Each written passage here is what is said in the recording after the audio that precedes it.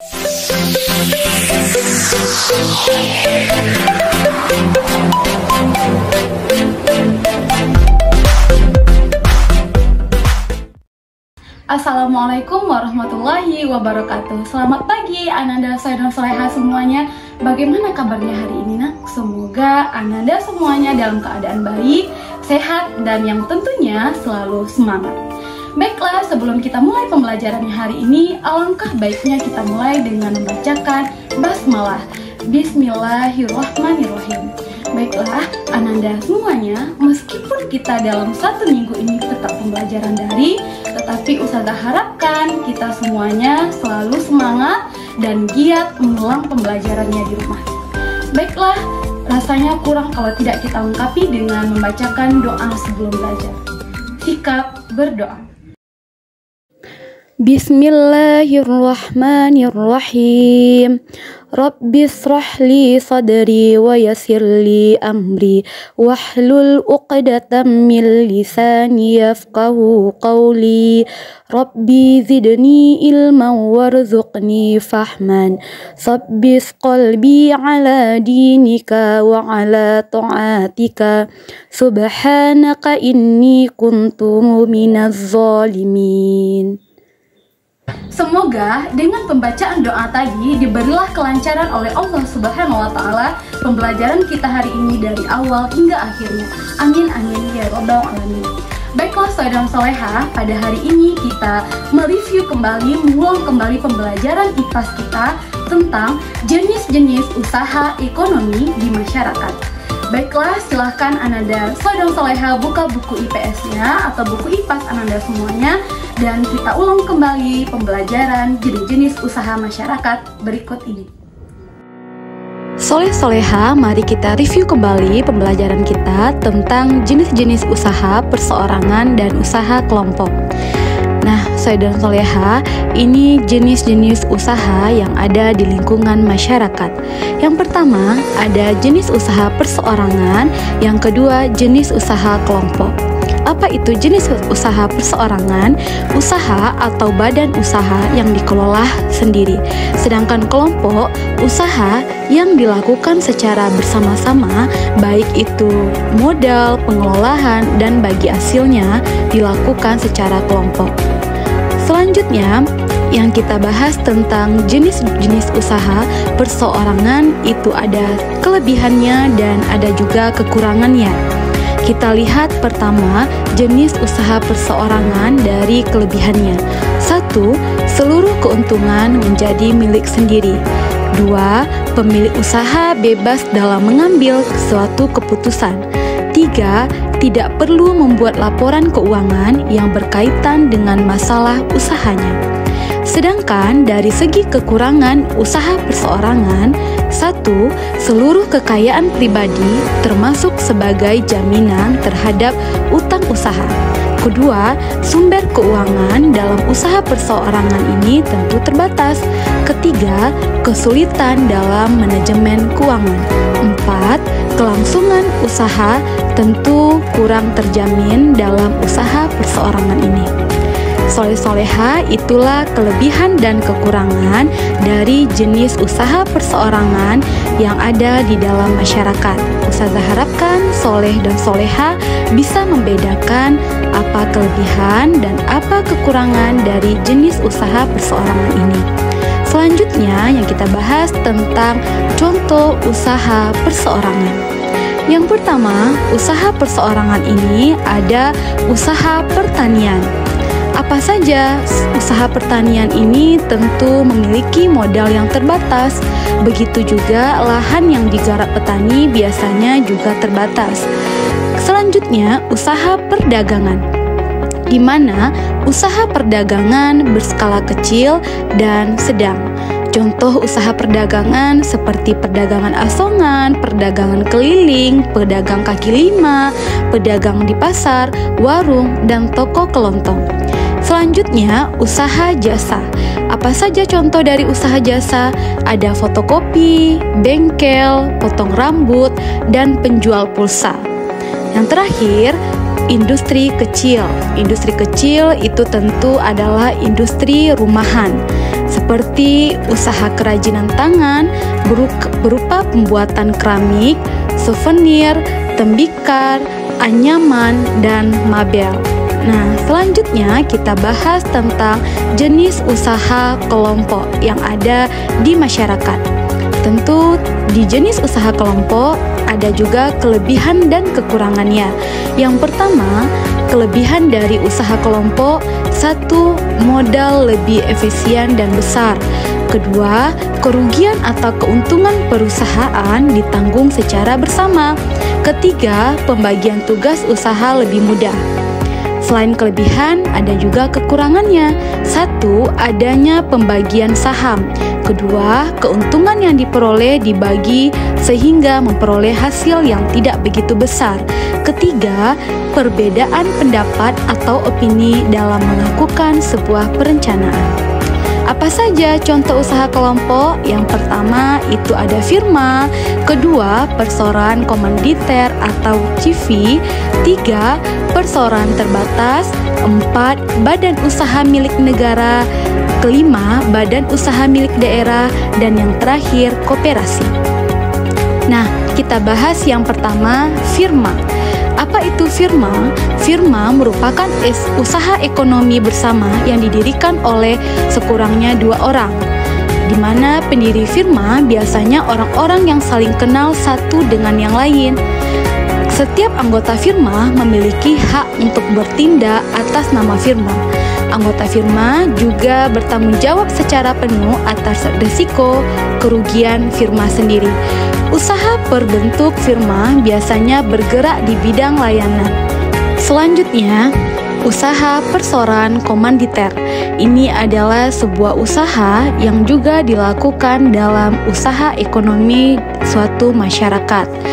Nah, yang pertama, dalam usaha perseroan komanditer ini, perseroan komanditer didirikan oleh sekurangnya 2 orang yang menyetorkan modal, di mana perseroan komanditer memiliki 2 jenis keanggotaannya, yaitu anggota aktif di mana menjalankan roda suatu usaha, sedangkan anggota pasif memberikan modal atau investor, di mana usaha perseroan komanditer ini dapat dikembangkan dari firma.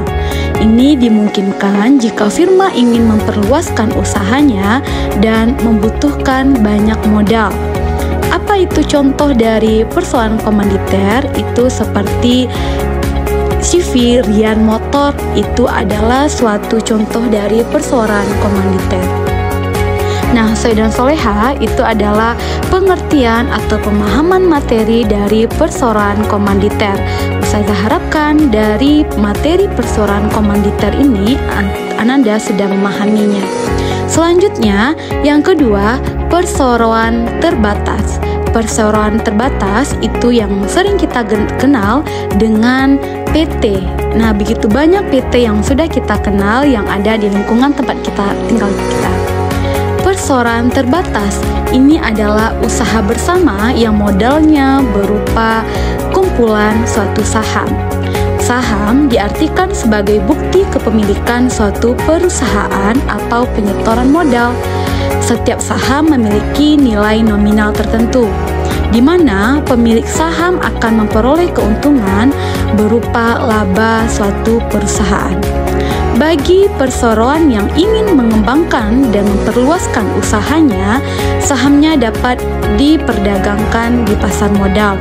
Contoh perseroan terbatas itu adalah PT Pembangunan Jaya. Ini adalah contoh dari perseroan terbatas. Berikut badan usaha milik negara atau BUMN. Apa itu badan usaha milik negara atau perusahaan negara? Yaitu sebuah perusahaan yang seluruh atau sebagian modalnya dimiliki negara. Dan BUMN bertanggung jawab atas kesejahteraan masyarakat yang ada di Indonesia. BUMN juga bergerak di bidang usaha yang bersifat strategis atau vital. BUMN dapat berbentuk perusahaan umum dan perseroan terbatas. Contoh BUMN terbentuk Perum Peruri atau percetakan uang negara. Contoh BUMN berbentuk PT adalah PT KAI atau Kereta Api. Selanjutnya yang kita bahas adalah badan usaha milik daerah. Apa itu badan usaha milik daerah?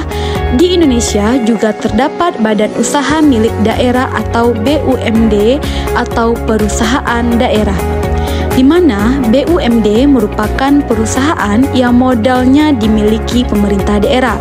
Tujuan dari BUMD yang pertama, ikut melaksanakan pembangunan ekonomi daerah dan pembangunan ekonomi nasional. Dua, memenuhi kebutuhan rakyat dan menyediakan lapangan kerja untuk mewujudkan masyarakat adil dan makmur. Itu adalah pemahaman dari badan usaha milik daerah atau BUMD dari segi tujuan dan apa itu BUMD. Selanjutnya yang kita bahas adalah koperasi. Nah, koperasi ini sudah sering kita dengar di dalam lingkungan masyarakat kita. Nah, koperasi adalah badan usaha yang berdasarkan atas kekeluargaan, di mana koperasi pertama kali dikembangkan oleh Dr. Muhammad Hatta. Atas perannya tersebut, beliau dijuluki Bapak Koperasi Indonesia.